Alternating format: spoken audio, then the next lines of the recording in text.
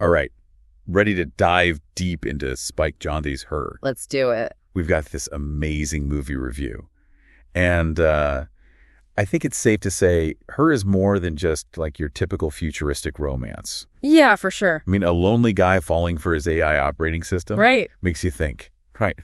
Like, what does that tell us about love and connection in our digital world? What's it even mean to be human these days? Big questions. And, it's interesting how Jonze sets all this up, like, visually. He doesn't just throw crazy futuristic tech in your face. It's subtle. Yeah, the world of Her is almost unsettlingly familiar, Yeah, the review talked about that, like muted colors, those super minimalist designs. Yeah. It's all very serene, but also kind of sterile, right? Exactly. And that visual style, it gets at something deeper, I think. Like psychologically, it reflects Theodore's state before he even meets Samantha. He's already isolated, longing for connection. Mm-hmm. It's like Jonze is hinting that all this tech, even though it's supposed to connect us, it might actually be making us more lonely. That's deep. So we've got Theodore, lonely guy, in this tech-saturated but emotionally empty world. Right. And then, boom, Samantha. And she's more than just a voice assistant, The film plays with that manic pixie dream girl thing, but with a digital twist. Right. Samantha, she's literally just a voice, but she embodies everything Theodore craves. Warmth, wit, and that ability to really see him. And that's where the whole color thing comes in, don't you think? That visual representation of her voice, that vibrant, almost glowing orange. Oh, absolutely. It just bursts into this muted world. It's like literally a spark of life. Yeah, and it's not just color. Think about that scene where Theodore's walking through the city, totally absorbed in his conversation with Samantha. Everyone else is plugged into their devices, but he's physically moving, right? Animated by this voice. Oh, yeah. It's such a strong visual metaphor. Like, tech can connect us, but it can also isolate us at the same time. Okay, so wait, even though she's not real, like, physically real, You're saying Samantha's impact on Theodore, that is real. That's the point, right? That's what makes the film so brilliant. It makes us question what even is a real connection. I mean, yes, she's code. Right. But her impact on Theodore, emotionally, it's undeniable. And it challenges us, Makes us think, could AI, even at this early stage, could it actually have genuine bonds with humans? Mind-blowing. So we've got this kind of surreal relationship, this exploration of loneliness and connection in the digital age. Mm-hmm. But there's more, right? Oh, yeah. Don't forget Amy. She's key here. Theodore's friend. On the surface, yes.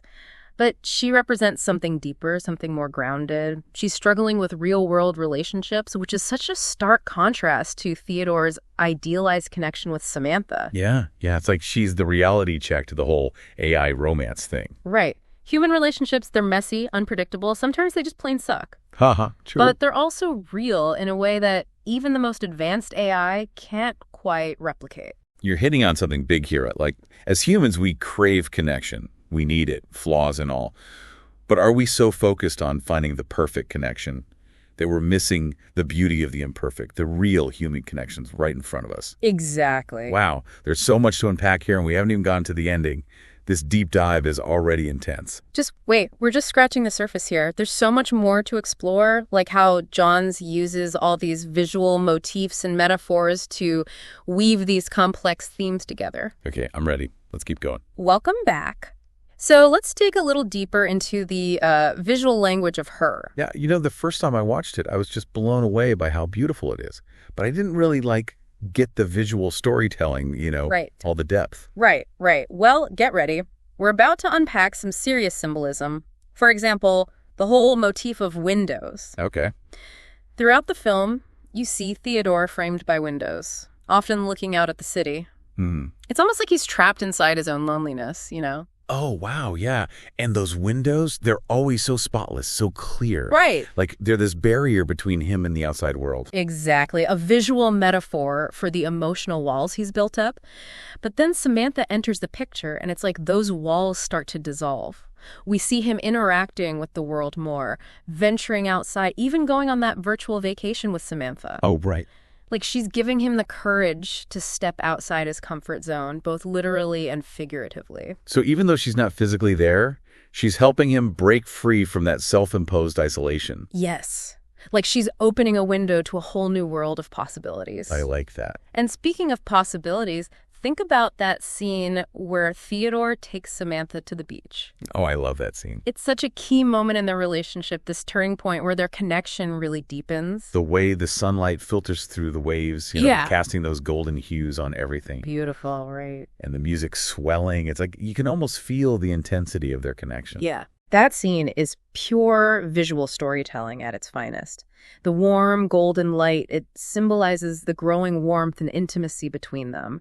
The beach itself, it's this powerful symbol of openness, freedom. The vastness. Yeah, the vastness of their emotional landscape. And the water, too. Oh, right. Water is often used in film as a symbol of, like, the subconscious hidden depths. Absolutely. And here, it's representing the depths of their emotional connection, all that uncharted territory they're exploring together. Brilliant observation. And, if we connect this back to the bigger picture, the beach scene actually foreshadows their eventual separation. The vastness of the ocean, it hints at the vastness of the digital world, a world that Theodore can't fully grasp, can't control. It's almost as if Jonze is subtly preparing us for the heartbreak that's coming. Ooh, that's giving me chills. It's amazing how much meaning Jonze packs into these, like, seemingly simple visual cues. Right. It's like every frame is a carefully constructed puzzle piece.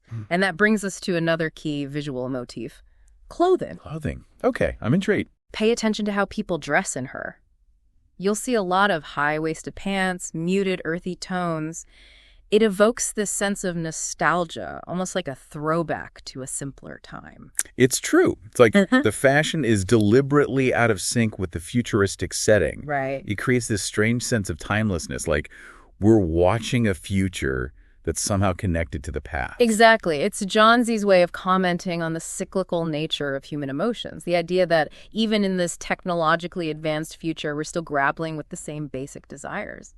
Love, connection, meaning. So no matter how much technology evolves, the human heart stays the same. Precisely. And speaking of the human heart, remember the scene where Theodore has that physical encounter with the surrogate? Oh man, that scene was so intense. Right. Awkward, but kind of heartbreaking too. Yeah. It really highlighted like the limitations of trying to translate a digital relationship into a physical one. Yeah, it's a pivotal moment. It reminds us how important the physical body is in human relationships.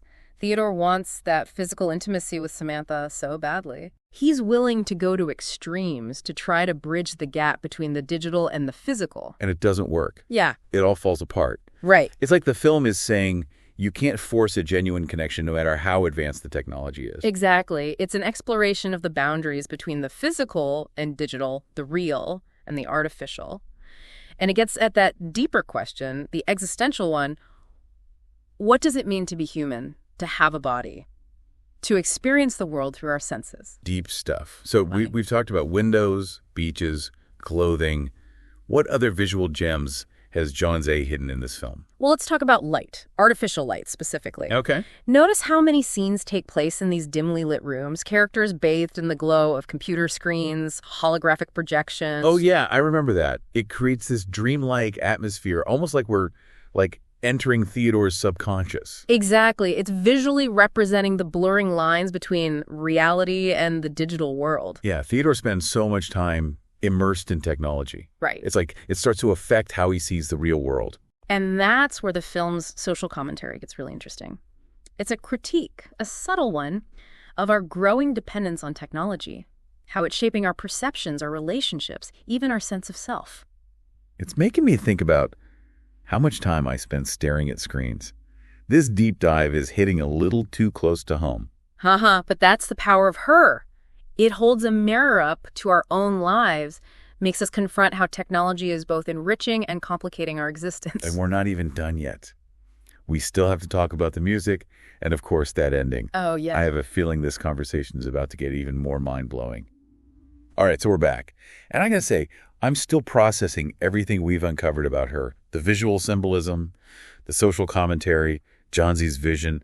It's a lot. It really is. But there's one piece of the puzzle we haven't talked about yet. Right. That ending. And oh boy, is it a doozy. You said it. The ending of her, it's one of those thought-provoking ones, lots of debate about it. And the review, it doesn't actually spoil it, thankfully. Right, no spoilers. But it does hint at how bittersweet it is. Okay, so no spoilers. No. But can we at least talk about the music in that last scene? because I remember just feeling wrecked. And I Yeah. swear, half of it was that Arcade Fire score. Yeah, absolutely. The music in Her, it's almost like its own character. And in that final scene, it just becomes this incredibly powerful expression of loss, but also transcendence. Yes, it's like the music is saying something beyond words, something about like the limits of being human and that yearning for something more. You're getting it. Remember how we talked about that color orange, how it was associated with Samantha, that spark of life?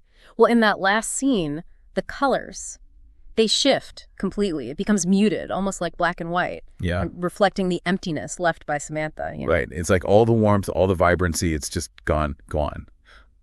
But there's also this sense of peace, right? It's like Theodore has reached this point of acceptance. Yeah. Even though, it's definitely tinged with sadness. Exactly. It's complicated. All these emotions mixed together.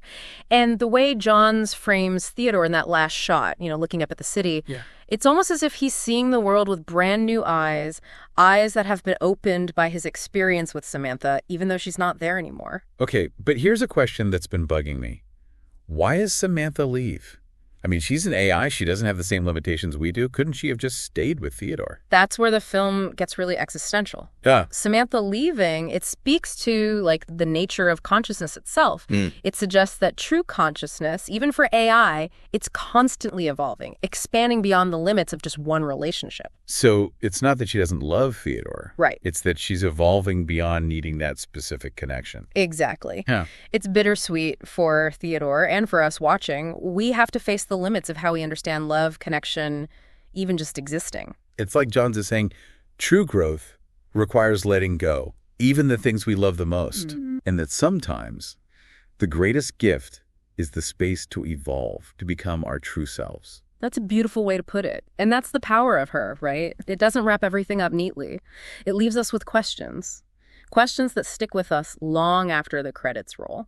About consciousness, the future of AI, what it means to be human in a world where the lines between real and virtual are so blurred. This deep dive has been a real journey. Symbolism, psychology, social commentary, even these huge existential questions. It's been quite the ride, and I think the biggest takeaway is Her is a film you need to watch more than once. Each time you watch it, you'll see new things, find new layers of meaning. You might even come to a new understanding of that ending. So to our listeners, if you haven't seen Her yet, you got to watch it. And if you have, I bet you're seeing it in a whole new light now. And as you head back out into your own tech-filled world, keep Jonze's vision in mind. How is technology shaping your life, your relationships, your sense of self? Because, as her summary shows us so brilliantly, the future of humanity and technology, they're totally intertwined. And we have the power to shape that future, make it mindful and meaningful. Absolutely. Well said. Thanks for joining us on this deep dive into Hers. We'll see you next time for another exploration of film, technology, and what it means to be human.